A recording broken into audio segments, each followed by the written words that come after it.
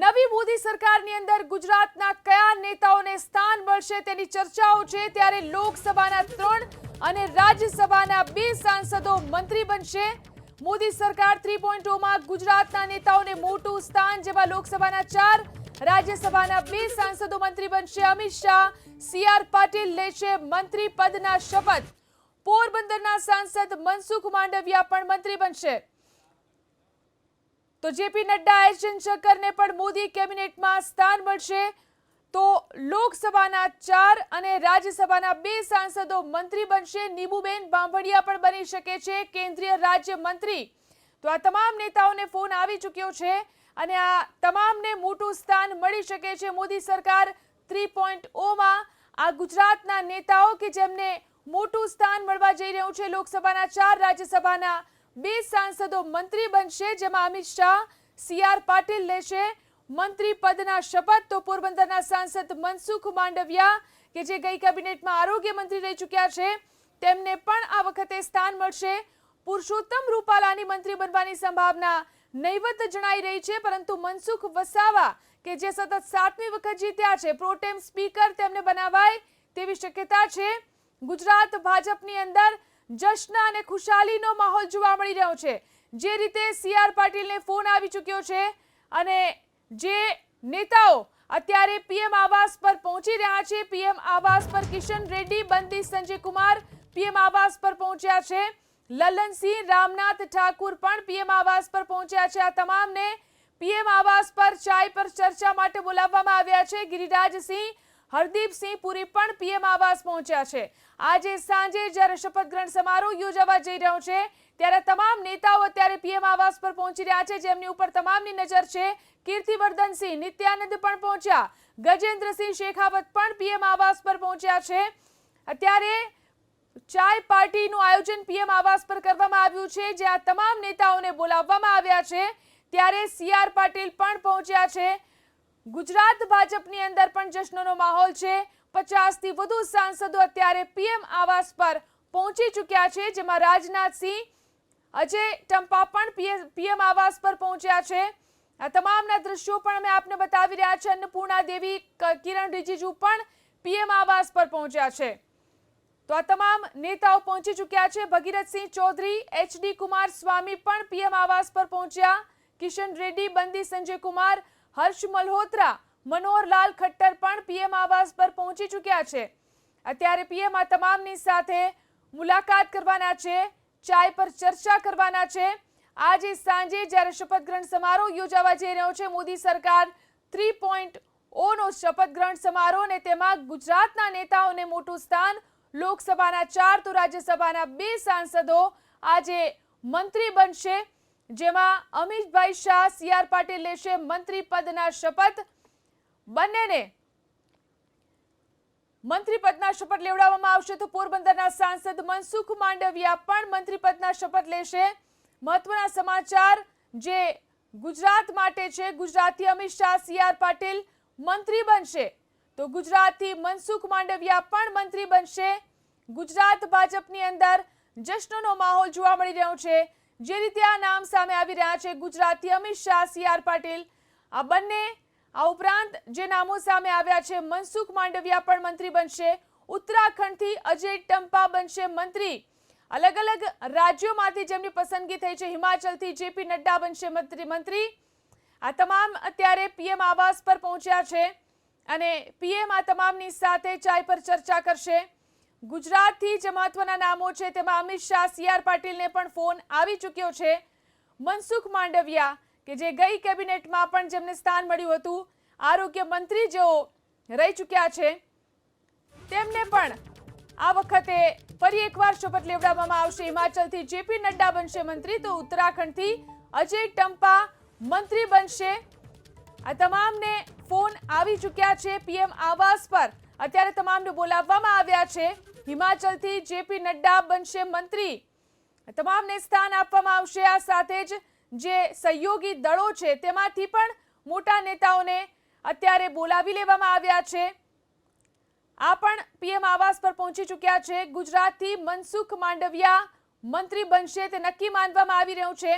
મોદી સરકારમાં કોળી સમાજને પણ સ્થાન આપવામાં આવશે. ઉત્તરાખંડથી અજય ટંપા પણ મંત્રી બનશે.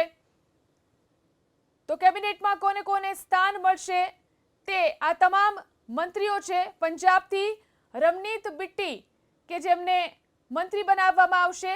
કોળી સમાજને મહત્વ આપવામાં આવ્યું છે. મહારાષ્ટ્રથી નીતિન ગડકરી અને રક્ષા ખડસે, મહારાષ્ટ્રથી પ્રતાપરાવ જાધવ, પિયુષ ગોયલ પણ મંત્રી બનશે. મહારાષ્ટ્રથી આ તમામ નેતાઓ કે જેમને સ્થાન મળી શકે છે. હિમાચલથી જેપી નડ્ડા બનશે મંત્રી.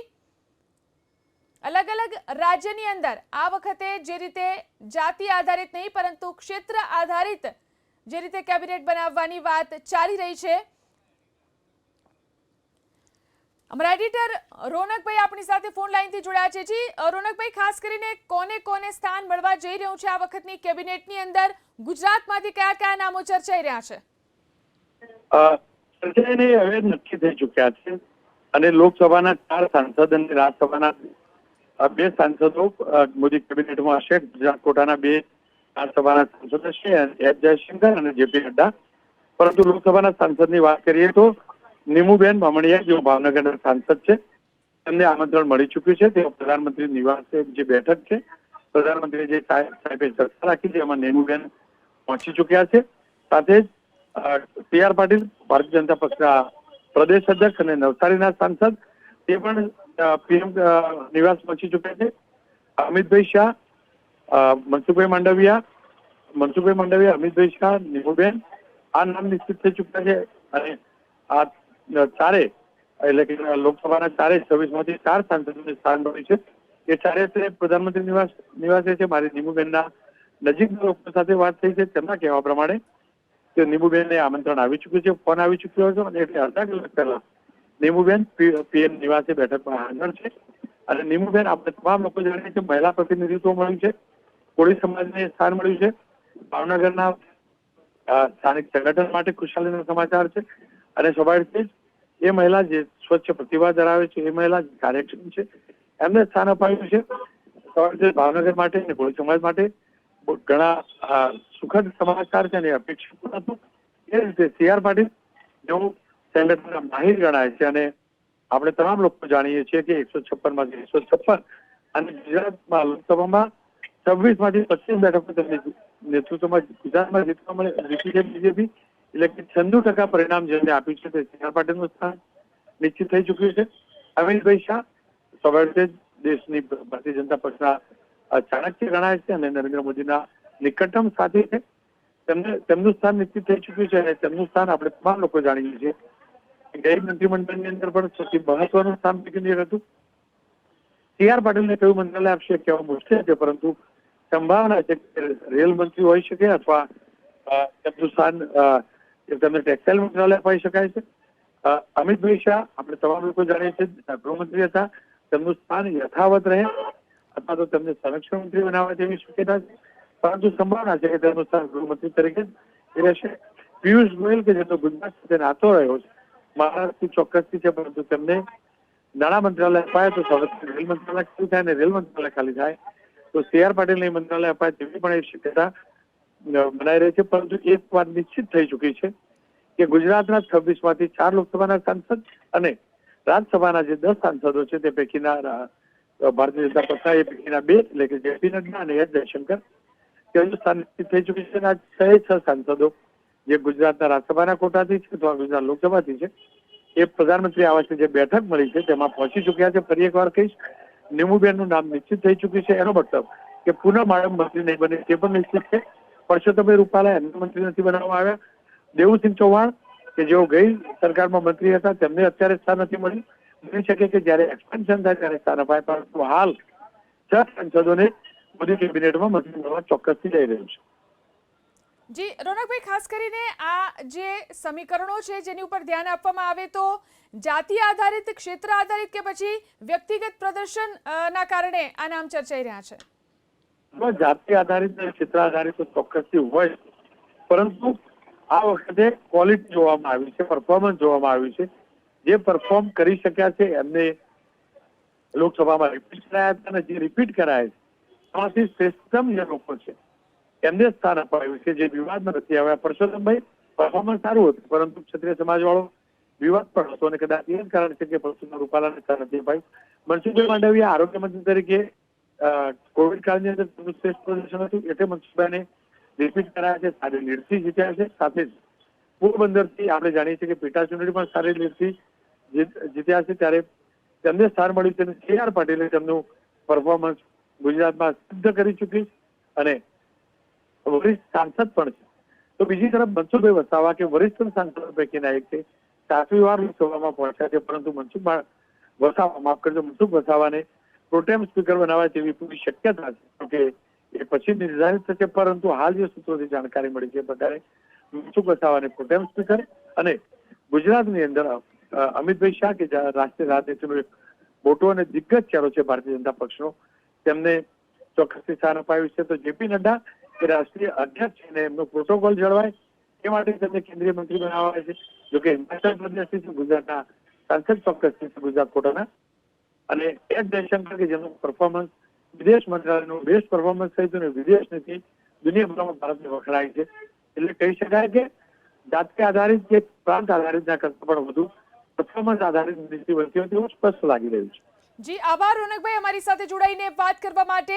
તો પીએમ આવાસ પર જે રીતે હલચલ જોવા મળી રહી છે, તમામ નેતાઓ પહોંચી રહ્યા છે પીએમ આવાસ અને અહીં ચાય પાર્ટીનું આયોજન કરવામાં આવ્યું છે. આ તમામ નેતાઓ કે જેમને ફોન આવી ચૂક્યા છે તેમાં ગુજરાતથી અમિત શાહ અને CR પાટીલ બનશે મંત્રી, જેના કારણે ગુજરાત ભાજપની અંદર જે રીતે જશ્નનો માહોલ જોવા મળી રહ્યો છે. ગુજરાતથી મનસુખ માંડવિયા પણ મંત્રી બનશે તે નક્કી છે. મોદી સરકારમાં કોળી સમાજને મહત્વ આપવામાં આવ્યું. નીમુબેન બાંભણિયા ભાવનગર માટે આ ખુશીની વાત. નીમુબેન બાંભણિયા મોદી સરકારમાં મંત્રી બનશે, તેમને પણ ફોન આવી ચૂક્યો છે. તો હિમાચલથી જેપી નડ્ડા બનશે મંત્રી, તો ઉત્તરાખંડથી અજય ટંપા બનશે મંત્રી, પંજાબથી રમનીત બિટ્ટી બનશે મંત્રી, મહારાષ્ટ્રની જો વાત કરીએ નીતિન ગડકરી અને રક્ષા ખડસેનું નામ ચર્ચાઈ રહ્યું છે, તેઓ અહીંથી મંત્રી બનશે તે નક્કી છે.